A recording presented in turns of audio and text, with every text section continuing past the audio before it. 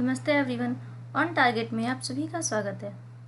दोस्तों, हम अपने जो टॉपिक्स रिवाइज कर रहे थे, मीन्स हम जो टॉपिक पढ़ रहे थे, उन्हें आगे बढ़ाने से पहले आज मैं आप लोगों को थोड़ा सा कुछ बेसिक पॉइंट्स बताना चाहूँगी। कुछ बच्चों के मैसेजेस आए थे।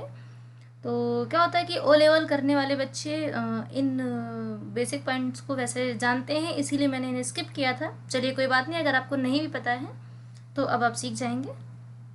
ये कुछ पॉइंट्स हमारे ऐसे हैं जैसे कि किसी नए डॉक्यूमेंट को करने के लिए नए पेज को एंटर कराना, इंसर्ट कराना, या फिर हमारी फाइल को सेव करना, या फाइल को रीनेम में कैसे सेव करते हैं जिसे हम सेव एज कहते हैं, या फिर हम फाइल का टाइप कैसे चेंज करते हैं, जैसे हम वर्ड डॉक्यूमेंट इस्तेमाल कर रहे हैं फिर हम उसको पीडीएफ में कैसे कन्वर्ट करें।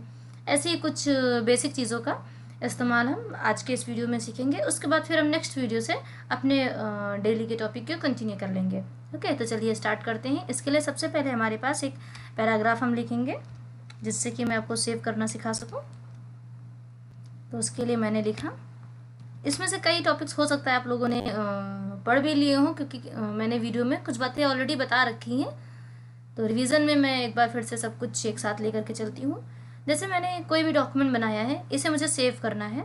इसके लिए मेरे पास यहाँ हम फाइल में जाएंगे, यहाँ पर मेरे पास सेव ऑप्शन है, मुझे सेव पर क्लिक करना है। एंड देन अब हम विंडोज़ 10 इस्तेमाल कर रहे हैं, इसलिए हमें इतने सारे ऑप्शंस मिलते हैं जिसे देखकर हो सकता है आप कंफ्यूज हो रहे हो। कंफ्यूज होने की ज़रूरत नहीं है। मैं अपनी रीसेंट किसी डेटा में सेव करना चाहूँ तो इस फाइल को सेव कर सकती हूँ, या फिर मैं कहीं और सेव करना हो जैसे कि दिस पीसी, यानी कि हम अपने डेस्कटॉप पर अगर सेव करना चाहते हैं तो हम वहाँ पर सेलेक्ट कर सकते हैं। फिर हमने यहाँ पर डॉक्यूमेंट सेलेक्ट किया, ये हमारा फोल्डर है, हम इस फोल्डर में इसको सेव करने वाले हैं। इस तरह से करके आप अपने हिसाब से इस्तेमाल कर सकते हैं। अब हमने यहाँ पर अगर नाम चेंज करना है तो हम इसे नाम चेंज कर सकते हैं, जैसे कि हमें कुछ भी लिखना हो। फॉर एग्जांपल मैं XYZ लिख देती हूँ। इसके बाद में हमें यहाँ पर सेव पर क्लिक कर देना और इजीली हमारा जो भी डॉक्यूमेंट है वो सेव हो जाएगा।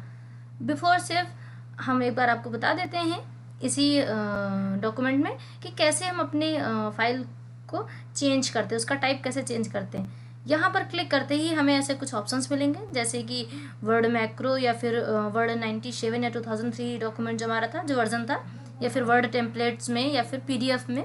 ऐसे हमारे पास यहाँ पर बहुत सारे ऑप्शंस हैं। तो यहीं से हम सेलेक्ट कर लेते हैं इस पीडीएफ को। इस पर क्लिक करते ही हमारा डॉक्यूमेंट पीडीएफ में कन्वर्ट हो जाता है। अब इसके बाद में हम सेव पर क्लिक करते हैं और हमारा ये डॉक्यूमेंट एक पीडीएफ फाइल की तरीके हमारे सिस्टम में सेव हो जाता है। ओके, तो इसी एक डॉक्यूमेंट में सेव के साथ आपने सीखा कैसे हम पीडीएफ में कन्वर्ट करते हैं। इसके बाद में अब हम बात करते हैं हमारे इसी डॉक्यूमेंट को सेव एज में इस्तेमाल करने की। हम जब सेव पीडीएफ फॉर्मेट में सेव करते हैं तो वो हमें सेव होके कुछ ऐसे ओपन होके मिलने वाला है। ओके, ये हमारा पीडीएफ फॉर्मेट है, इस तरीके से हमें मिलेगा। चलिए इसे क्लोज करते हैं, वापस आ गए अपने डॉक्यूमेंट पर। यहाँ पर हम देखेंगे अब सेव एज कैसे करते हैं। अभी हमारे डॉक्यूमेंट का जो नाम है वो यहाँ पर हमें दिख रहा है, क्या लिखा हुआ, डॉक्यूमेंट 1। आई होप आपको दिख रहा होगा, आप थोड़ा सा जूम कर सकते हैं तो आप देख लीजिएगा, यहाँ पर लिखा हुआ डॉक्यूमेंट 1, और यह है कि वर्ड का डॉक्यूमेंट है। ओके, तो चलिए सेव एज करते हैं। जैसे मैंने इसको सेव एज, ये यहाँ पर सेव एज है, इस पर मैंने क्लिक किया। इस पर क्लिक करते ही फिर से हम दिस पीसी में गए एंड डॉक्यूमेंट्स में गए, जहाँ के सेव कर रखा था। फिलहाल तो मेरे पास ये फाइल जो है वो किस में सेव हो गई, पीडीएफ में, इसलिए मुझे इसको चेंज करके सेव करना होगा। तो मैंने क्या किया, इस बार हम वर्ड डॉक्यूमेंट में सेव करेंगे, सिर्फ इसका नाम चेंज करना है। जैसे कि मैंने इसके नाम में डाल दिया कि डिफ़ॉल्ट स्टोरी, ये हमारी एक डिफ़ॉल्ट स्टोरी है, तो मैंने इसको लिख दिया डिफ़ॉल्ट सिस्टम स्टोरी। ओके, इसके बाद हम यहाँ पर सेव पर क्लिक करेंगे और हमारा डॉक्यूमेंट सेव हो जाएगा। चलिए इस तरीके से हमने देखा सेव करना और हमारे डॉक्यूमेंट को पीडीएफ में कन्वर्ट करना, फिर सेव एज करना। अब आप देख पा रहे हैं यहाँ पर हमारे डॉक्यूमेंट का नाम चेंज हो चुका है, आ चुका है डिफ़ॉल्ट सिस्टम। ओके, इस तरह से ये कुछ हमारे बेसिक पॉइंट्स हैं। अब बात करते हैं हम नए पेज को इंसर्ट करने की, यानी हम नया डेटा बनाना चाहते हैं तो उसके लिए। चलिए उसके लिए हम देखते हैं हम क्या कर सकते हैं। हमारे पास इजी सा वे है, हम यहाँ पर फाइल में क्लिक करके, एक बार मैं फिर आपको रिमाइंड करा दूँ, शॉर्ट की हम बाद में प्रोवाइड करेंगे। जितने भी हम शॉर्ट तरीके हैं कि किसी भी वर्क को कैसे करते हैं वो हम लास्ट में इसलिए प्रोवाइड करने वाले हैं। अगर मैं अभी आपको बता दूंगी तो अच्छी बात है, आपको शॉर्ट की आना चाहिए, क्योंकि कंप्यूटर या सिस्टम का इस्तेमाल करना, किसी मशीन का इस्तेमाल करना हम लोग इसीलिए सीखते हैं जिससे कि हम आसानी से अपने काम को कर सकें, समय की बचत हो हमारी। लेकिन पहले हमें बेसिक नॉलेज होना ज़रूरी है, बस इसीलिए हम पहले बेसिकली आपको बताएंगे, फिर आपको शॉर्ट की प्रोवाइड करा देंगे। आप अपने इस्तेमाल के अकॉर्डिंग उन शॉर्ट की को याद रखिएगा। आप जैसे जैसे प्रैक्टिस करेंगे आपकी शॉर्ट की आपको याद हो जाएगी। तो चलिए फाइल पर क्लिक करते हैं। क्लिक करते हैं, हमें न्यू डॉक्यूमेंट चाहिए, हमने यहाँ पर न्यू पर क्लिक किया, फिर यहाँ पे हमें ब्लैंक डॉक्यूमेंट मिला। अगर आप 2007 विंडो इस्तेमाल कर रहे हैं तो आप न्यू पर क्लिक करते ही ऑटोमेटिक आपका यहाँ पर खुल जाएगा। इसकी शॉर्ट की मैं आपको बता देती हूँ, Ctrl+N पर क्लिक करते ही आपको नया डॉक्यूमेंट मिल जाएगा। जैसे कि मैंने इस पर फिर से वही स्टोरी एक बार लिख दी, एक पैराग्राफ मैंने सिर्फ एंटर कराया जिससे कि आप पहचान सको ये अलग है। मैंने Ctrl+N प्रेस किया, ये मेरे पास नया डॉक्यूमेंट खुल गया। अब मैं आपको दिखाती हूँ, नीचे मेरे पास टास्क बार में दिख रहा था जहाँ पर ये देखिए 3 पेज खुले। पहला कौन सा, जो मैंने आपको बताया था सेव करना जिससे, फिर दूसरा जो मैंने आपको दिखाने के लिए किया, फिर तीसरा जो मैंने नया इंसर्ट कराया। ओके, इस तरीके से आप देख पाते हैं नीचे आपको तीनों पेज एक साथ मिल रहे हैं, आप तीनों पेज पर काम कर सकते हैं। फिर ये हमारा नया डॉक्यूमेंट हो गया। अब नया डॉक्यूमेंट के लिए एक नई विंडो इस्तेमाल करना, तो Ctrl+N यानी कि न्यू पर जाकर के क्लिक किया हमने। लेकिन अब यहीं हमें नया पेज चाहिए हो तो हमें कंट्रोल के साथ में एंटर करना है। ओके, एंटर करते आप देख पा रहे हैं ये मेरे पास नया पेज आ गया। यहाँ पर आप पेज की काउंटिंग देख सकते हैं, बढ़ रही है। ओके, जैसे मैंने फिर से कंट्रोल एंटर किया तो यहाँ पर 3 हो जाएगा, फिर से कंट्रोल एंटर किया यहाँ पर 4 हो जाएगा। इस तरह से हम नए पेज का इस्तेमाल करते हैं, जिसको हम लोगों ने यहाँ पर सीखा था इंसर्ट में, कि हम ब्लैंक पेज कैसे इंसर्ट कराते हैं। ओके, इसको हम शॉर्ट की में कंट्रोल एंटर से एंटर करा सकते हैं, इंसर्ट करा सकते हैं। इस तरीके से हम इसका इस्तेमाल करते हैं। चलिए, इसके बाद में अब हम बात करते हैं हमारे कुछ दूसरे बेसिक पॉइंट्स की। जैसे कि हम जब किसी भी डॉक्यूमेंट को लिखते हैं तो हमारे पास कुछ ऑप्शंस होते हैं, जैसे कि हम उसको गलती से हमने डिलीट कर दिया है तो वापस हम उसे कैसे ला सकते हैं, मीन्स अंडू एंड रीडू का काम। ओके, तो इसके लिए हम क्या करते हैं, सबसे पहले जैसे कि मैंने लिख दिया कुछ भी, फॉर एग्जांपल वही स्टोरी एक बार फिर से इंसर्ट कराते हैं। ओके, मैंने लिखा =RAND, कोई बात नहीं है, दूसरे पेज में आके चलो इस पेज को ऊपर कर लेते हैं। फिर हमने यहाँ पर लिखा ब्रेसेस, राउंड ब्रेसेस में मैंने पैराग्राफ इंसर्ट करा लिया। इस पैराग्राफ का साइज थोड़ा सा बड़ा कर देते हैं जिससे कि आपको इजीली दिखाई दे। ओके, मैंने इसको सिलेक्ट किया, फिर मैंने Ctrl+Shift+N ग्रेटर देन का इस्तेमाल किया और इस तरीके से मैं शॉर्ट तरीके से इसको इंक्रीज कर रही हूँ। ओके, आपको आसानी से दिख रहा होगा।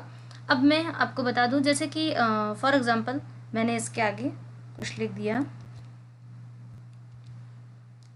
जैसे कि मैंने लिख दिया ऑन टारगेट। ओह सॉरी, मुझे ये नहीं लिखना चाहिए था। तो हम क्या करेंगे, इसे हटाने के लिए हम Ctrl+Z का इस्तेमाल करेंगे। ओके, Ctrl+Z का इस्तेमाल किया तो एक ही बार में ये हट गया मैंने जो कुछ लिखा था। चलिए, अब एक्चुअली मुझे ये चाहिए था, हो सकता है कभी कभी ऐसा हो जाता है कि हमें वो चीज़ चाहिए होती है लेकिन हम कंफ्यूज हो जाते हैं, तो चलिए कोई बात नहीं, हम फिर से उसे ला सकते हैं। तो अब हम क्या करेंगे, Ctrl+Y। ओके, इसी को कहते हैं अंडू एंड रीडू। ठीक है, यानी उस चीज़ को हटा देना, आपने जो चीज़ हटाया है उस चीज़ को वापस से ले आना आपका अंडू कहलाता है। जैसे डिलीट की हुई चीज़ को लेकर के आना अंडू कहलाता है, ठीक, और किसी लिखी हुई चीज़ को हटाना रीडू कहलाता है। ओके, इस तरीके से आपने क्या किया, उसको एक बार हटाया, फिर एक बार उसको फिर से इंसर्ट करा लिया। इस तरीके से हम इसका इस्तेमाल करते हैं।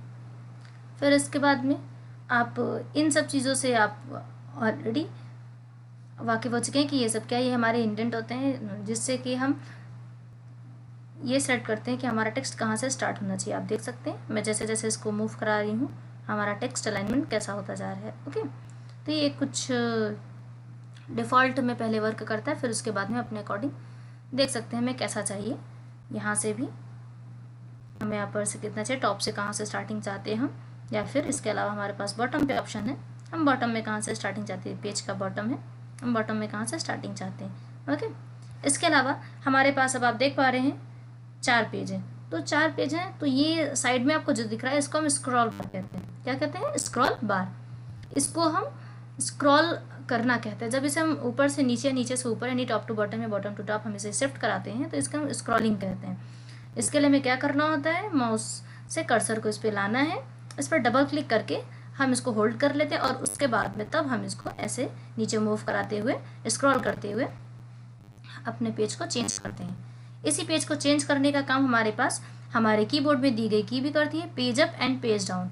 ओके, जैसे मैं अब कीबोर्ड तो नहीं दिखा सकती आपको, लेकिन हाँ मैं जैसे पेज अप पेज डाउन कर रही हूँ तो देखिए पेज डाउन होता चला जा रहा है। मैं पेज डाउन की है उसी पर प्रेस कर रही हूँ, अब पेज अप की को प्रेस कर रही हूँ तो ये पेज अप होते चले जा रहे हैं। ओके, इस तरीके से हम इसका इस्तेमाल करते हैं।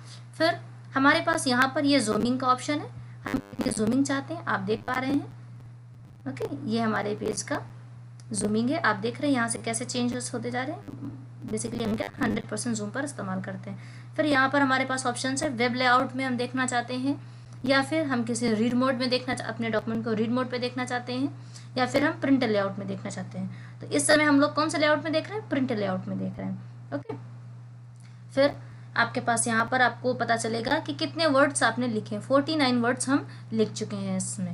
ओके, इस तरह से हम कुछ ये बेसिक चीज़ें हैं, आप इनका इस्तेमाल कर सकते हैं। तो इस तरीके से हमने इसको कंप्लीट किया।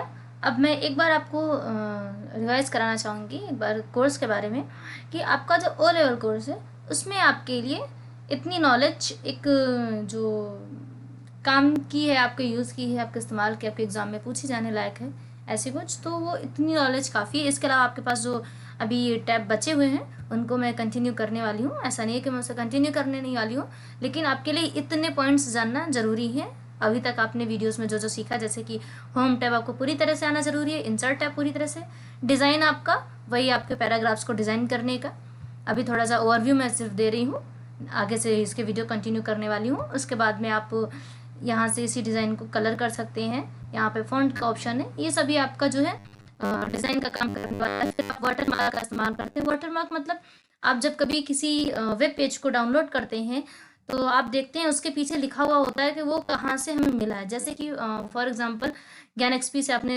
इस्तेमाल किया तो वो अपने डॉक्यूमेंट के पीछे अपना वाटर मार्क छोड़ देता है, जिससे कि पता चले हाँ वो डॉक्यूमेंट उसके हैं, उसकी कॉपीराइट है। ओके, तो इस तरह से हम इसका इस्तेमाल करते हैं वाटर मार्क का।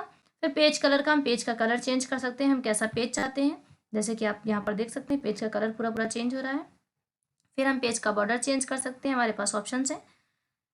ओके, इस तरीके से हम पेज बॉर्डर चेंज करते हैं, जैसे कि बॉक्स करना, यानी कि चारों तरफ हमें बॉर्डर चाहिए बॉक्सिंग जैसा, या फिर हमें कोई बॉर्डर नहीं चाहिए तो हम नन का इस्तेमाल करते हैं। शेडो चाहिए, यानी बॉर्डर नहीं, हमें एक शेडो चाहिए सिर्फ बॉर्डर जैसी, तो हम इसका इस्तेमाल करते हैं, जो कि हमें राइट एंड बॉटम पर शेडो दिखाएगी। फिर हम 3D का इस्तेमाल करते हैं, 3D इफेक्ट हमारे पास ऑप्शन है।